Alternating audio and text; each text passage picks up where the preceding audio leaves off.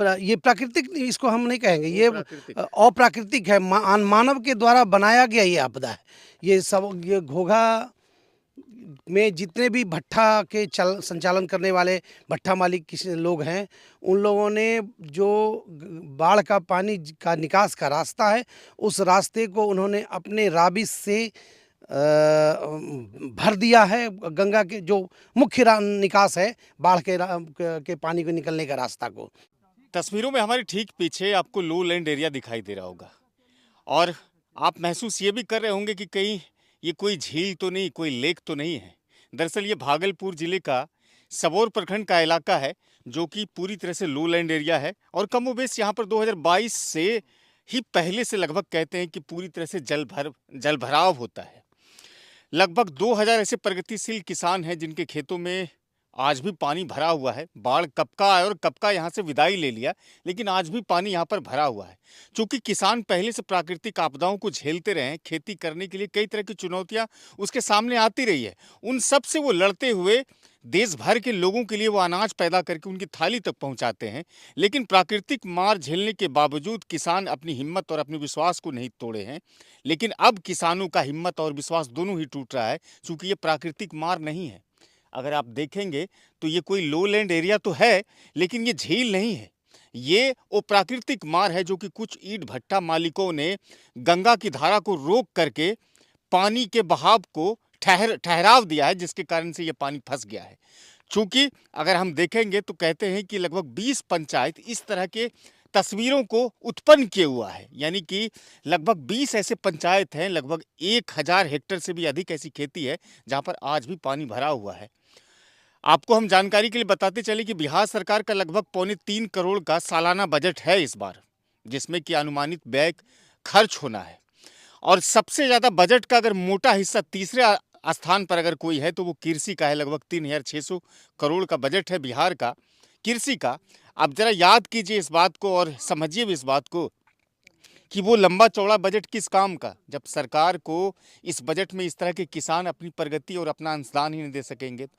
ऐसी स्थिति हो गई इन लोगों की कि ये लोग खेतों का लगान भी नहीं देने के लिए तैयार हो पा रहे हैं, क्योंकि इनके खेतों में पैदा ही नहीं हो पा रहा है। जानकारी के लिए आपको हम ये भी बताते चलें कि कृषि वैज्ञानिक ये कहते हैं कि दिसंबर माह के मध्य में ही रबी फसल की बुआई हो जानी चाहिए, लेकिन आज इनके खेतों में पानी भरा पड़ा हुआ है, तो रबी ये बुआएंगे कहाँ से, रबी की तैयारी ये कहाँ से करेंगे।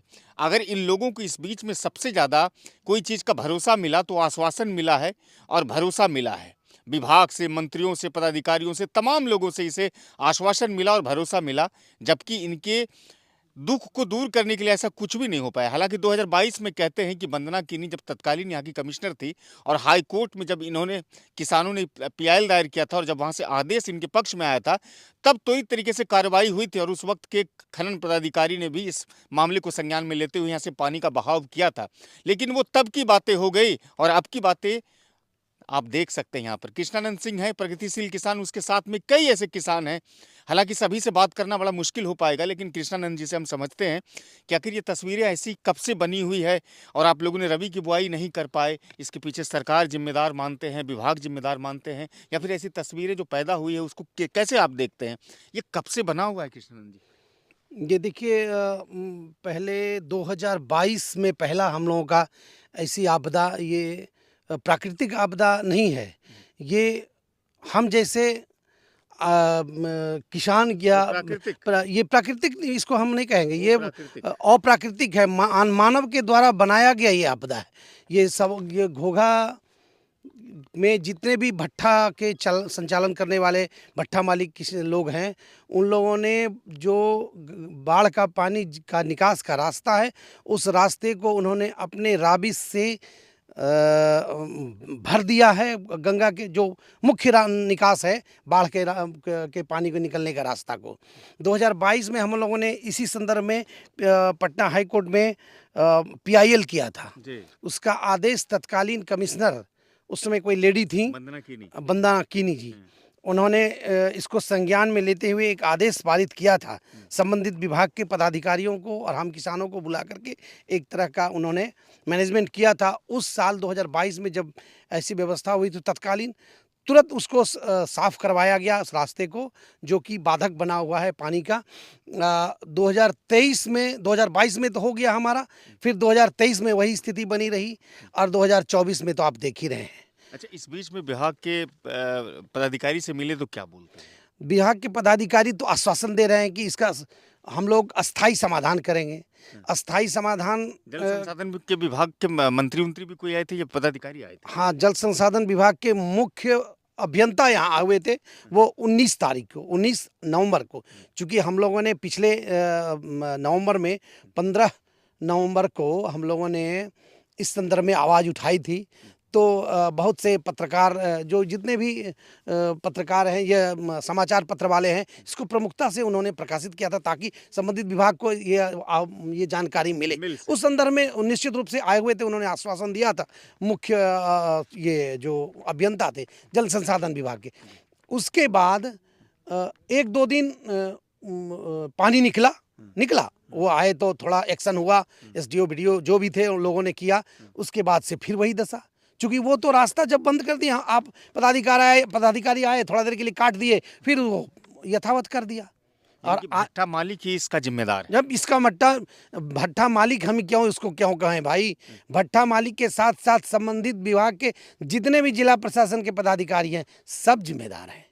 अच्छा, आप ये बताइए कि अगर इस तरह की हालत बनी रहेगी तो आप लोगों के साथ समस्या किस तरह की आएगी? हम लोग तो अब भुखमरी के कगार पे जाएंगे। अब अन्न नहीं उपजेगा, किसान का तो वही एक साधन है भाई। जमीन होगी प्रभावित? लगभग 2000 किसानों का ये आप गोराडी, कहलगांव, सनोला, गोराडी, सबौर सब प्रभावित। पांचों प्रखंड के 2000 किसानों का कम से कम 2000 एकड़ जमीन इससे प्रभावित हुआ है। और आज 14 दिसंबर है। 14 दिसंबर में इतना पानी है, तो बताइए कि अब किसान क्या करेंगे इस खेत में? अगर पानी निकल ही जाएगा तो इस खेत में हम अब क्या बुआई करेंगे? एग्रीकल्चर साइंस कहती है, कृषि विज्ञान कहती है कि 15 नवंबर तक दलहन की खेती कर लें आप। और आज 14 दिसंबर है, 14 दिसंबर को हमारे 4वें पानी है, तो अब हम किस चीज़ का क्रॉप, सीरियल क्रॉप भी अब इसमें हम नहीं प्रोडक्शन कर सकेंगे, जैसे गेहूं, मक्का वगैरह वगैरह। गेहूं भी लास्ट हो गया।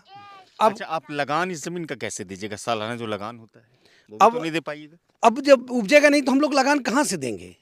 लगान राजस्व पदाधिकारी, हम लोग तो यही जानते हैं कि हमारे जिला पदाधिकारी ही मुख्य राजस्व पदाधिकारी होते हैं। अच्छा, मुख्यमंत्री चौर विकास योजना के तहत ये जमीन चिन्हित हुई है? इस संदर्भ में तो हम लोगों को किसी भी तरह की जानकारी नहीं है कि मुख्यमंत्री चौर विकास में ये चिन्हित हुई है कि नहीं हुई है। आप लोग अस्थायी समाधान क्या चाहते हैं? हम लोग अस्थायी समाधान चाहते हैं। देखिए, उद्योग भी बंद ना हो, ईंट भट्टे का उद्योग है वो भी बंद ना हो, और हमारा जो खेती का जमीन है, कृषि भी प्रभावित ना हो। इसके लिए तो हम अपने जिलाधिकारी महोदय से आग्रह करेंगे, और अगर आग्रह नहीं मानेंगे तो वही हमारे गार्जियन है, वही हमको सुलह देंगे कि हम क्या आगे करें। अच्छा, आप लोगों ने ये भी ठाना है कि आत्मदाह वगैरह करेंगे, इस तरह की बातें अखबार में मैंने देखी। हम लोगों ने अखबार में जो 15 नवंबर को जो प्रमुखता से छापा था अखबार वालों ने, उसमें सारे किसान, आप वहाँ से लेकर के गोराडी से चलिए सनहोला तक, सारे किसानों का था कि हम लोग अगर नहीं निकलता है तो हम लोग निश्चित रूप से आत्मदाह। हम लोग को अभी भी आशा है कि अगर अभी भी हम लोगों का पानी निकलवा दें डीएम साहब, तो वो जो आत्मदाह वाली बात है, अब हम लोग को उसमें क्या कहेंगे। प्रगतिशील किसान है कृष्णानंद सिंह जी, जिनकी भी जमीन यहाँ पर प्रभावित है, और पीछे देखिए बैठे हुए बहुत सारे किसान हैं, और सभी लोग इस बात की उम्मीद लगाए हुए हैं कि शायद पत्रकार आया है तो मेरी आवाज़ डीएम साहब, कमिश्नर साहब या विभाग के मंत्री और बड़े जो अधिकारी हैं उन तक पहुंचेगी, तो शायद एक उम्मीद जगेगी। हालांकि रबी फसल की बुआई का समय समाप्त हो गया, जैसा कृष्णानंद जी कहते हैं, लेकिन फिर भी इनकी आंखों में एक कहीं ना कहीं उम्मीद और अभिलाषा की किरण दिखती है। कुछ लोगों से और भी हैं, उनसे बातचीत करते हैं। की नाम हलो तोरो? किशोर यादव। किशोर यादव है। स्थिति एकदम बिल्कुल यथावत बनल होलो छै ना? यथावत की देखी रहलो छै, नजर में जब सब नजर से देखी रहलो छै, तो आब एकरा में कुछ बताइल छै? तकलीफ तो बढ़ी गेलो छै। तकवील तो हो गेले कि बोलबे मत करो कि एकदम वहाँ भूखमरी वाला समस्या हो गेले कि साल भर अनाज कैसे पुरते, यही अनाज यही धरती से खाना छै, यही जीना छै। अच्छा, एकरे पर जीना मरना चले। इसी पे जीने का मरने का आसरा रहता है, इसमें तो कोनो सवाल ही नहीं उठता अब खेती होगा। अब स्थिति क्या होगी आप लोगों की? स्थिति तो खराब चलिए रहा है, वो तो आप लोग को भी सामने में दिखाइए दे रहा है। कब से बना हुआ है ये स्थिति? वही 2022 से।